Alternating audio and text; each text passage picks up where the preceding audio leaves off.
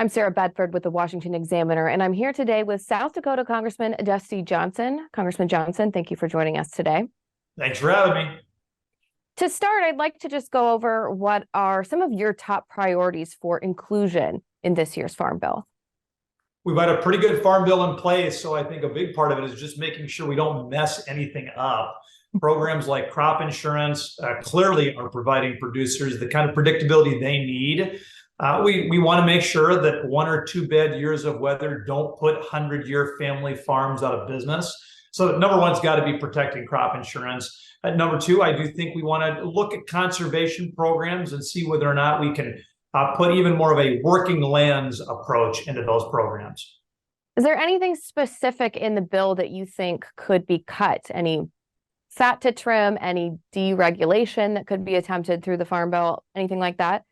I do think there are a number of areas in which, regulations, while well-intentioned, have crept in. There were a lot of things done in the conservation program as a part of the Inflation Reduction Act. Now, I voted against the Inflation Reduction Act. There were some good things with some of that investment into conservation, but I think we're going to be looking pretty closely at what the IRA did to those programs and making sure that they're a good fit for our country long term. Do you think climate spending is something that should go into the Farm Bill? Is it something that should be stripped out? I don't know any better conservationists and stewards of the land than American agriculture producers.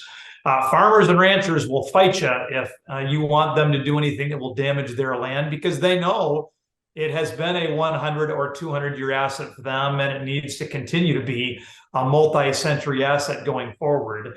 And so clearly, we've long had environmentally focused programs like Conservation Reserve Program that have helped to power cleaner water, cleaner air, cleaner soils. We want to make sure that those are done in a way that don't detract from our ability to feed the world, of course. You focused on the increase in Chinese entities buying up American farmland. You've introduced legislation to address this in Congress previously. Is there anything that can be included in the Farm Bill? Maybe more requirements that the Department of Agriculture, for example, needs to keep better track of this kind of thing. Is this a good vehicle to further the attempt to address the Chinese investment in American farmland? It's a really important issue. The Chinese are just getting started here in America, but just because they don't have a lot of American farmland yet doesn't mean that we should view it as a non-threat. They have increased their holdings of foreign-owned farmland by 1,000%. Now, again, a lot of that's in South America and Africa and Southeast Asia, but they are turning their gaze toward America. So let's get out ahead of the problem. You're right to ask if the Farm Bill is a decent vehicle. I think it might be, but it's not the only vehicle. There is a increasing bipartisan interest in this issue. I serve on the Select Committee on China. We've got a number of bills that are moving forward that address this, and they might pass a standalone, or they might pass as some part of year-end package as well.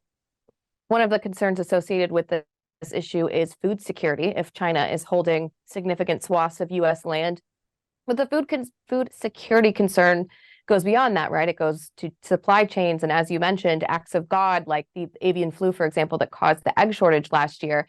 What are some of the specific things in the Farm Bill that could increase American food security? You are right to ask about disease. Most of us don't give very much thought to how zoonotic diseases and others can frankly complicate our health, our wellness, and the availability of food in this country.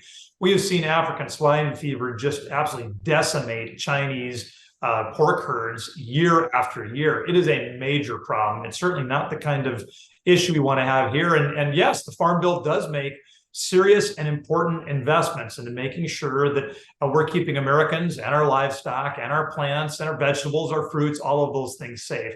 We don't want to back off those investments. But also from a supply chain perspective, I've tried to be Mr. Supply Chain in Congress. I got the Ocean Shipping Reform Act passed, and we want to get the Ocean Shipping Reform Act 2.0 passed. It would do even more to strengthen those supply chains and make sure that those foreign-owned ocean carriers, some of which owned by China, aren't unduly interfering with our ability to feed the world. What do you make of the push by some conservatives in the House to include a ban on the ability to deliver the abortion pill through the mail in the Farm Bill because the Farm Bill touches on the FDA. Do you think this is the appropriate legislative vehicle for that? Well, those aren't conversations that are taking place surrounding the Farm Bill. They are the conversations that are taking place surrounding one of the 12 appropriations bills. And you're right, Ag and FDA are some of the agencies that are lumped into one of the 12 appropriations bills. And listen, I believe that that baby in the womb is a life worth protecting. And I think it is altogether appropriate for us to ask, what role should the FDA be allowed to play in giving people access to drugs that could end that life? And finally, what reforms, if any, do you think should be made to SNAP, to food stamps, SNAP benefits in this legislation? First off, I got to tell you, we need supplemental nutritional assistance programs, SNAP. Sometimes people call them food stamps. It's an incredibly powerful program. I grew up in a family of modest means, and I know that we've got to have a safety net for people. But we also want to make sure that safety net is encouraging good behavior, because we want people to grow and help themselves out of that cycle of poverty, and good nutrition is a critically important part of that.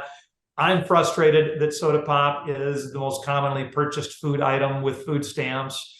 I am frustrated when we have some people who could work but choose not to and continue to receive food stamps. So I think those are areas that we can continue to ask ourselves, how do we make sure that these are programs focused on ending poverty as opposed to just sustaining it? Now, I'm a realist. We already got some pretty substantial improvements to work requirements surrounding SNAP done a couple of months ago. I was very involved in those talks. But I don't think the fact that we've made a lot of progress this year should stop us from continuing to ask the question about where can we do better. Well, Congressman, thank you so much for being here today. We really appreciate it. Thank you. This is Congressman Dusty Johnson from South Dakota, and I'm Sarah Bedford with the Washington Examiner.